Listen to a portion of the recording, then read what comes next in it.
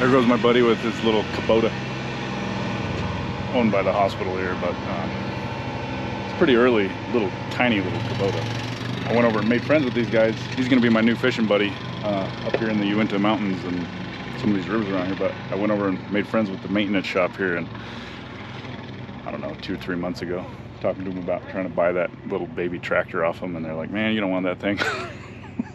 It can barely get out of its own way. Can't hardly lift up a freaking bag of concrete, but I'm sure they were exaggerating. But anyway, today, here we are. We're gonna take the John Deere 140 out to the car wash, get it cleaned up. Got a little bit of cleaning to do on the 22 RE engine over there as well. I'm gonna use this oven cleaner. That shit works good, but highly encourage you, don't leave it on paint for very long at all. I mean, like 10 minutes, 5 minutes probably. But it really does good to eat at some of that super baked on, caked on grease. Anyway, we're gonna get the tractor cleaned up here. I'm gonna swing by John Deere out here, Big B, in Roosevelt, show them my parts catalogs and see what they can pull up for parts for this little thing. So anyway, let's go get this thing cleaned up.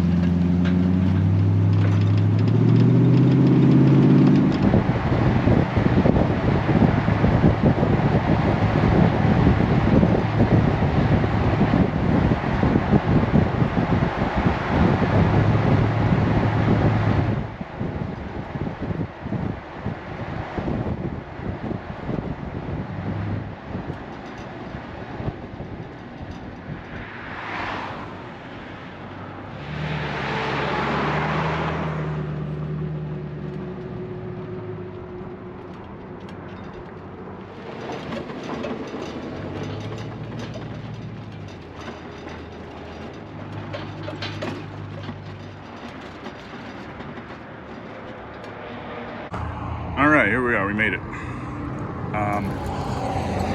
Before I walk in there, just wanted to walk around the yard here real quick, but man, look at this badass 4x4 Gator.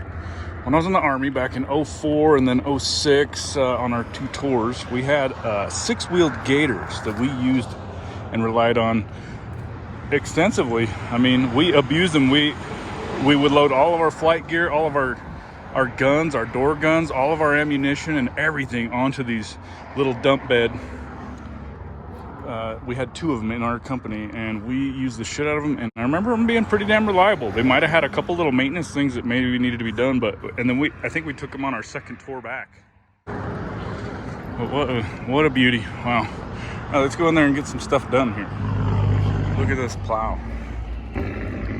As a complete and total newbie to farming and implements, I was quite surprised to discover that Mr. John Deere himself never even was alive when tractors were invented. He started the company building those plows. And tractors hadn't even been invented for many, many years after he left.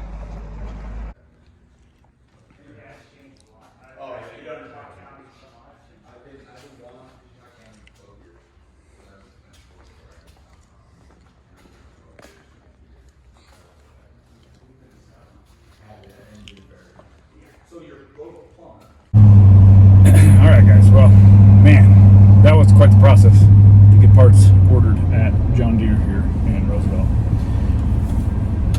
one dude at the parts counter, and he was busy on the phone for quite a while with helping another fella. So fortunately I had the parts catalogs, the hard paper copies in hand. That made it kind of handy and easy. But most of the parts are discontinued or obsolete. Now the PTO shaft that we have is got a little bit of a couple messed up teeth on it, so we're going to have to find out if it's going to work, but a replacement one was $200. Quite a few parts were going to be pretty penny for these things that we need on this, but we will try to look online and see what we can find for aftermarket ones, or from maybe somebody that's got some used stuff in surplus. But I did order the PTO shaft carrier bearing and enclosure flanges, so it should take a week or so to get those out here. The enclosure flanges were only $5 or something like that, and then the bearing was $20. So,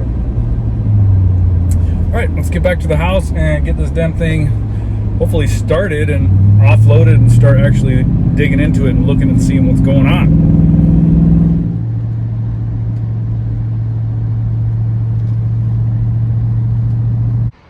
Oh, good grief. All right, we got the plow and the tiller flipped over here, but we got it off the trailer. Got it running long enough to get it off the trailer down the ramps. And so far, both the choke cable and the throttle cable are both broken, non-responsive. Okay. This should be the clutch cable action, the choke cable action, up, down, broken internally. And this should be the throttle cable action, in, out, not a thing. So that is where we will begin, is trying to replace throttle cables, clutch cables. Dude, those things were $60 a piece at John Deere. So we're gonna take them apart, see if we can't find a different, more universal type. So anyway, just had to feather the freaking throttle by hand as I came down. But I mean, she runs and thumps, but let's focus on that, seeing if we can't at least get the damn engine RPM controls functional before we work on anything else.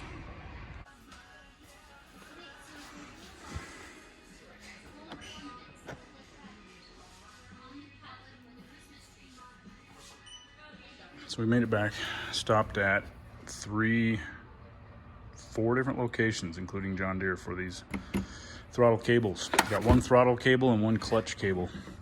And they have a bit, well, they're broken right here in the middle. The outer housing of each one was riding on the flywheel, not the flywheel, the fan shroud, whatever part of it that spins underneath there, because it wasn't properly zip tied. So this one's a little bit of a smaller gauge one. This one's a bit heftier, but again, both of them are broken. So they do both have the angle at the end as expected. And then at this end, you can tell this is probably the original one. Not totally sure, but this one here was pretty well jimmy rigged and riding all bent-wise. So what I'm gonna do, this is 54 or 57 inches. I'm going to practically stretch this out, cut it in the middle, utilize the pre-bent end on each end, and somehow fashion a way to make 2 cables out of this one, instead of paying, I think, $60 each for the cable, plus the lever at John Deere was, God, I don't remember. I can't remember how much it was, but it was pretty astronomical for this. So this whole thing was $20. See if we can get this thing fixed for $20. And it has a bonus little throttle lever, that red cap there. This is actually a pretty decent little kit here for $15 or $20. I think it was $15. Scored this today.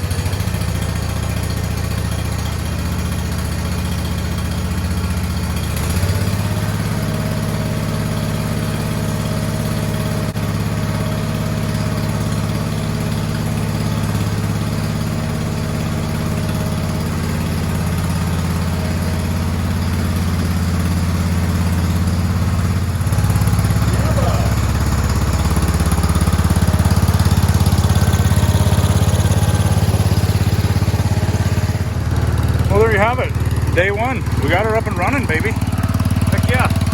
All we had to do was change out those throttle cables, choke and throttle.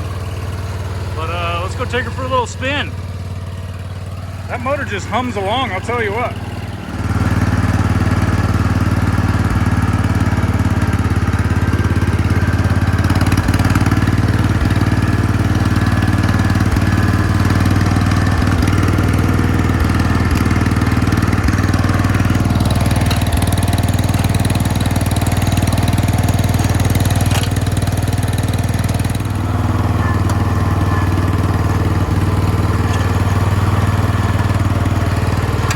Such a big little tractor, man, I'm telling you.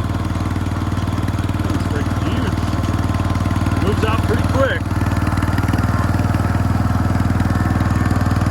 We've got quite the list of other things really to do to it still, but I'm quite pleased that it didn't need to really have any carburetor work, really. Or anything real problematic, so far anyway.